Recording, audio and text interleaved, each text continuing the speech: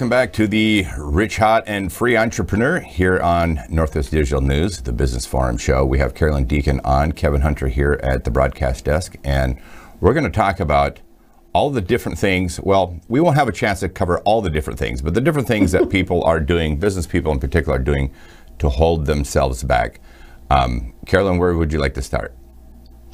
Wow, it is such a big topic because there are a lot of different things to cover, and maybe we can get to them down the road. But where I wanted to start today is something that I think a lot of entrepreneurs do, particularly maybe women, and they don't even realize they're doing it.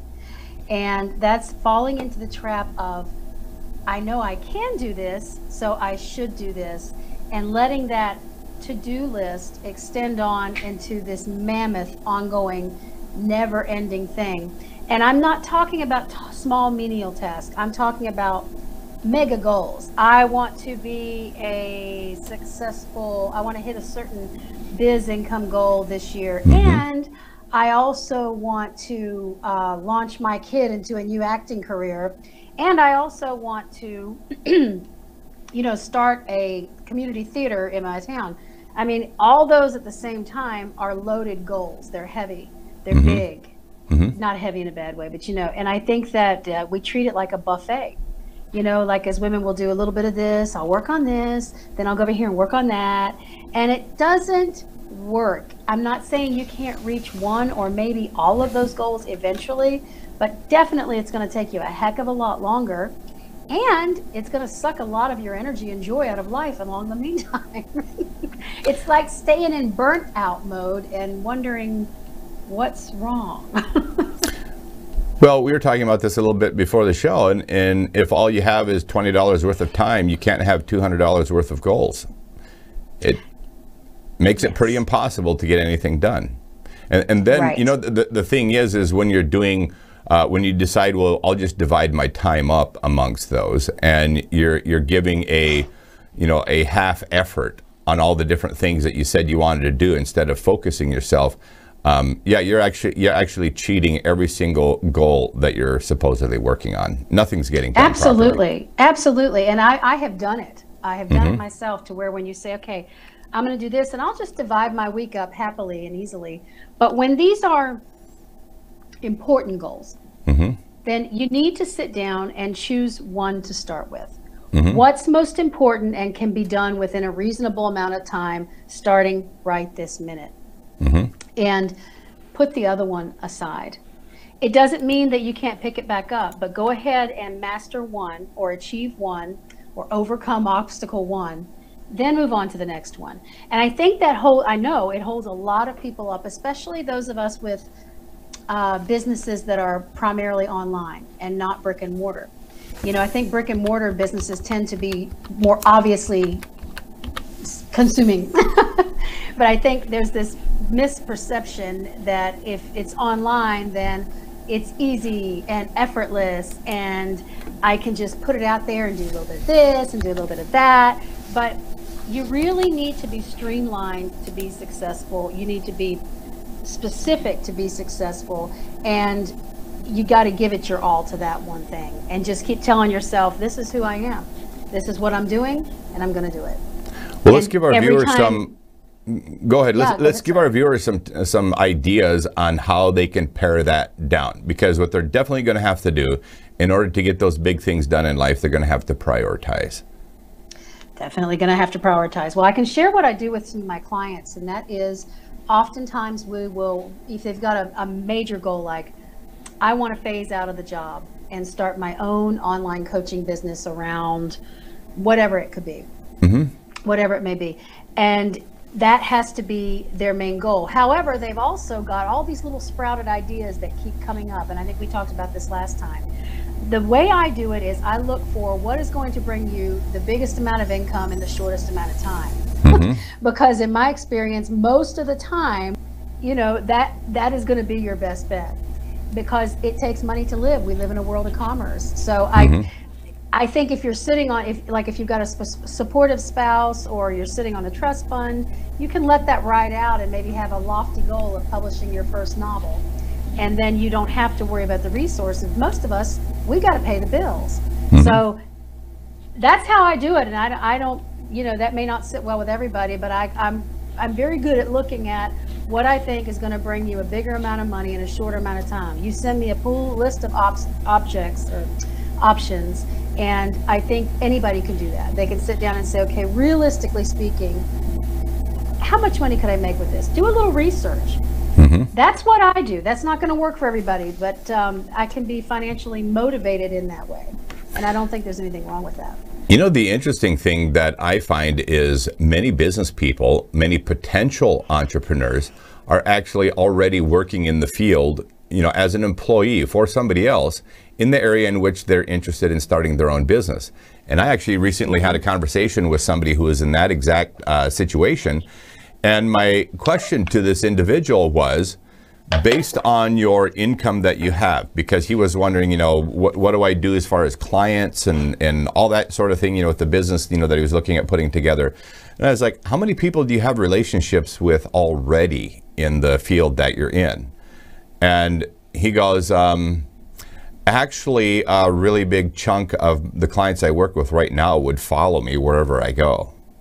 And I'm like, well, that's kind of interesting. So what, in terms of what you make based on your total billing, what are you looking at in terms of, you know, that revenue picture? What percentage of that revenue do you think would follow you wherever you go? And the interesting part is, after we sat down and had conversation about it, he realized that on his own, he'd only have to work 8.5 hours a week to meet what he makes 40 hours a week working for somebody else. And then he realized that the clients that would follow him equate to about 25 hours a week of work already. And I was like, man, what are you waiting for? You should have done this like 2 years ago. What are you waiting for? Right. So anyhow, Exactly. that's a really interesting thing, is that a lot of people are in the field already. And so if you've had an opportunity to learn from some of those mistakes, you know, that the company you might be working for now perhaps has made, and employ some of those things, many people are actually a lot closer to becoming their own boss than they even realize. Yeah. And that being said, you know, you could actually, it doesn't have to be an entrepreneurial thing. It could be that, you know, just even working for somebody else and you've got a family, you're still so overloaded, and you still have these personal goals that, you know, you may not be wanting to phase out of the job and do your own thing, and that's totally cool. It might be that you've got a personal goal, and maybe you've got a lot of them. And again, the same thing applies. Choose the one that's most important. And in business, for me, usually that's going to be the one that's going to be the most lucrative. But if it's a personal goal, I would go with what's going to make you feel lit up big from the inside out. Ideally, you want that to be your business goal too, but it doesn't always work that way. So that's all great advice, and I want to just throw another little piece onto this for people, is that if you're thinking where you maybe want to be, you know, how life might be different a year down the road, and you've already envisioned, you know, the income, the opportunity, whatever it is that you might be doing, whether it's personal, professional, whatever. This is a suggestion that I'd make for you, because there's just to give an example of a real estate agent that went through this. He was looking at where he wanted to be a year from now. And I said, well, let's break that down. What does that mean where you have to be in the next 90 days? And he says, well, I guess I'd need to be here in that 90 days. Great. So then where does that mean you have to be in 30 days in order for that 90-day goal to happen? And he's like, well, okay, then here's where I need to be at the end of the month. And I said, okay, so where do you have to be at the end of this week in order for your month to happen? It's like, well, okay, this is what I'd have to do for this week. Great. What do you have to do today so the week goal happens? And all of a sudden, So like he starts reverse engineering. Yeah, he starts realizing what his daily task is, so that annual goal actually happens. And that's a really important great tip, thing. and probably just cost me a client, Kevin, because that's a lot of what I do. There you go. Yeah, you really have to boil it down. That's what people pay me to do, is to break out, okay, what do you want? You want this? Okay, well, here's what you're going to do. To reverse engineer the whole part. Yeah. It's a lot more than that. But yeah, that's exactly right. In anything, in any goal. I even tell people that, you know, when you hit that 90 days, so let's say you've been following your daily, which equals your weekly, and your weekly, which equals your month, and your month, which equals your 90 days. Those are all based on those longer term goals. But I still tell people that when you get to the end of 90 days, you're going to find out that you accomplished more than you thought you were going to. So hit the reset button and adjust that annual goal. Keep making it a stretch goal, because there was a interesting example of an organization whose goal at the beginning of the year was to do 1.5 million, and they ended up at 2.3 because they kept hitting the reset button every 90 days. And I think you have to do that. So I love that. Anyway, I love that, and I love the stretch goal. And I think that that's one of the things when I work with first-time entrepreneurs, the financial stretch goal. We'll do a financial monthly amount that makes them feel comfortable, but not really excited. And then beside that, we put a goal that's going to make them feel like, oh my gosh, wow, but I probably won't be able to make that. There's something about writing it down, sticking it up in a place highly visible, and then tracking your income every single day that 90% of the time I make that goal or surpass it for myself, and so do my clients. It's just been it's like the brain starts to work for you without you having to constantly drum up something. It's interesting. Well, those lofty goals, when they move from a nice to have to a need to have, it's amazing how many of them actually get done. Yeah. It's amazing.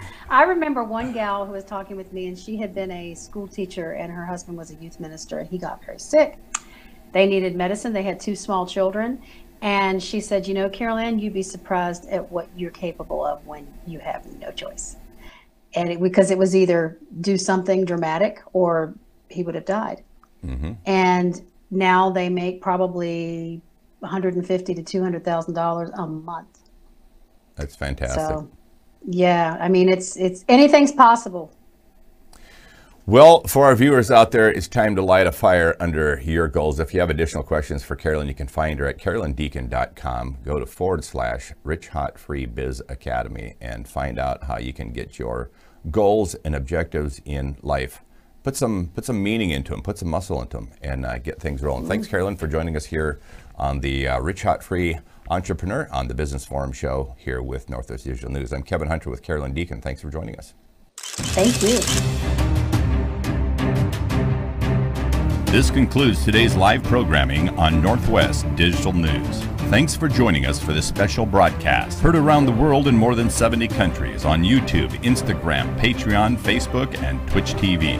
If you enjoyed a story or guest we had here on Northwest Digital News and would like to strut your stuff on the broadcast, email us today at wainfo2017@gmail.com or call or text 360-545-3501. We're always interested in unique stories, topics, and guests to share with our worldwide audience. Before you go, don't forget to give us a big thumbs up and comment on the live stream. And for those of you who'd like to financially support the broadcast, you can do so at patreon.com/Northwest Digital News. We thank you for your patronage. On behalf of Chris Bornstead, Kyle Torgeson, Stephanie Hunter, and all the people that made this broadcast possible, I'm Kevin Hunter. Till next time, take care.